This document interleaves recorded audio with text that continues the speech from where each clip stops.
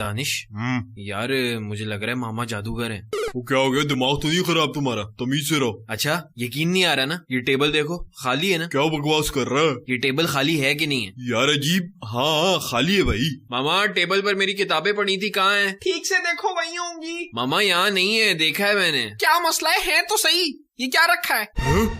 ये क्या?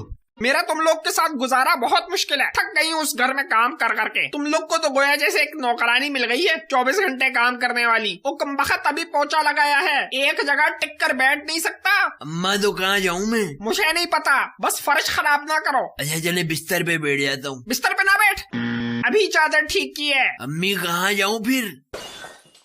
शिट। तोड़ दो फेंक दो, जो मिले सब तोड़ दो। ऐसा करो अलमारी में मेरे जहेज के बर्तन पड़े वो भी तोड़ दो। अरे बड़ी भी क्या शोर मचा रखे है? भूख लगी है मुझे, खाने का क्या हिसाब है? सर खा लो मेरा। अबे क्या हो गया इतना गुस्सा? ये तेरी जबान है 100 की स्पीड पे चलती मेहरान। क्या मसला है, किस बात का गजब है? एहसास नाम की तो कोई चीज ही नहीं तुम्हारी औलाद में। इस कदर फुव्वड़ लगता ही नहीं है मेरी औलाद है। हफ्तों पुरानी गंदी प्लेटें और गिलास निकाले मैंने दबीर के बिस्तर के नीचे से। शबनम ऐसी नालायक लड़की, इतना एहसास नहीं है कि रात के बर्तन ही धो के सो जाऊं। सुबह 2 घंटे खड़े होकर रात के बर्तन धोए मैंने। 1000 बार मैंने सबको समझाया कि मैले कपड़े कुर्सी पर ना फेंको, लेकिन मजाल है कि कोई जरा सा भी सुने। अम्मा क्या हो गया? अब तो नहीं फेंकता कपड़े, बस आज ही भूल गए उठाना। बस एक यही भूल हो गई ना। गुसल खाने की हालत देखी है तूने अपने? टूथपेस्ट का ढक्कन गायब था और सारी पेस्ट तेरे बेसन पे लगी पड़ी थी। इस कदर तू गलीज आदमी है, तुझे इतनी तौफीक नहीं होती कि अपने बाथरूम में वाइपर लगा दे। पानी की बोतलें तो पी पी कर खाली करता है, क्योंकि मैं तो नौकरानी लगी हूँ उन्हें भरने के लिए। और तो और मूंगफली की छिलके तेरे बिस्तर से मैंने झाड़े। जानवर भी अपनी जगह साफ करके बैठता है। चलो अम्मा बस भी कर दो डांटना।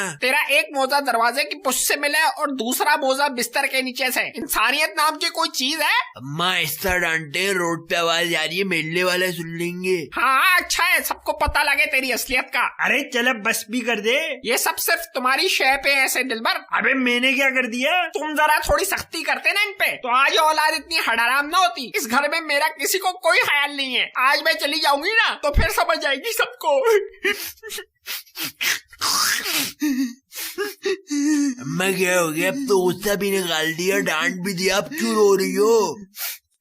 हर वक्त लैपटॉप पर बैठा रहता है, खराफात खत्म ही नहीं होती इसकी। अम्मा पढ़ाई कर रहा हूँ। दुनिया किताबों से पढ़ती है, हमने भी पढ़ाई की है। ये पता नहीं कौन सी पढ़ाई है जो कंप्यूटर पे होती है। माँ ऑनलाइन पढ़ाई है। मामा सर में दर्द हो रहा है। मोबाइल की वजह से हो रहा है। मामा पेट में दर्द हो रहा है। मोबाइल की वजह से। मामा आज टेस्ट बहुत बुरा हुआ है। थोड़ा और मोबाइल यूज कर लो। मामा मेरी जैकेट नहीं मिल रही। मोबाइल की वजह से। ये ले रखे मेरा मोबाइल, मैंने रखना ही नहीं है ये। बचपन में जब भी खेलते हुए चोट लगती थी तो जख्म से ज्यादा तकलीफ अम्मा की डांट की होती थी कि चोट क्यों लगी। मतलब अम्मा चोट की कोई वजह तो नहीं होती ना। अच्छा और हमारी अम्माएं चाहे कितनी ही चिल क्यों ना हो, लेकिन फिर भी उनमें से अक्सर का एक स्पेशल डेडली स्टेयर जरूर होता है। यानी एक ऐसी धमकाने वाली गोली जिसे वो किसी ऐसी सिचुएशन में यूज करती है जहाँ बाआवाज़े बुलंद डांटना मुनासिब ना हो। अलमारी देखी तुमने अपनी? क्या हाल मचा रखा है। इतना बुरा हाल तो लड़कों का नहीं होता। अरे मामा टाइम नहीं था, वीकेंड पे सेट करूंगी। तुमने फिर मेरे कैचर लगाया हुआ है। मैं ढूंढ ढूंढ कर थक गई और मेरे नए सूट का दुपट्टा भी गायब है। ला कर दो मुझे फौरन, मुझे बाहर जाना है। कहाँ जा रही है? बाजार जा रही है सौदा लेने। तुम्हारे कोई काम नहीं है? मैं भी चलूं प्लीज मामा? कोई जरूरत नहीं, तुम्हारे खर्चे के अलावा और कोई काम नहीं है। मैंने बस जरूरत की चीजें लेनी है थोड़ी सी। मामा नहीं करवाऊंगी खर्चा, प्रॉमिस। तुम हर बार यही कहती हो और वहाँ जाकर खामोशी से सौदे में सारी अनइम्पोर्टेंट चीजें डलवा देती हो। मामा अब नहीं करूंगी, प्रॉमिस। अच्छा चलो फिर जल्दी तैयार हो जाओ, ज्यादा देर ना करना। और मेरे सूट का दुपट्टा लाओ जल्दी जाकर। ये क्या बाजार जा रही हो, फैशन शो पे जा रही हो? बाल बांधो, चादर ओढ़ो जाकर, बेवकूफ। बस रहने दे, मैं नहीं जा रही। ठीक है ना जाओ, मुझे क्या है। अच्छा बांध रही हूँ बाल, रुक जाए।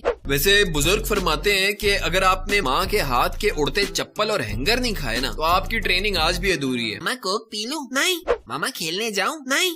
मामा साइकिल चला लूं? नहीं अभी नहीं। मामा बिल्ली पाल लूं? नो। मामा स्कूल ट्रिप पे जा रहा है, मैं भी चला जाऊं? बाबा से पूछो। बाबा कह रहे मामा से पूछो। नहीं।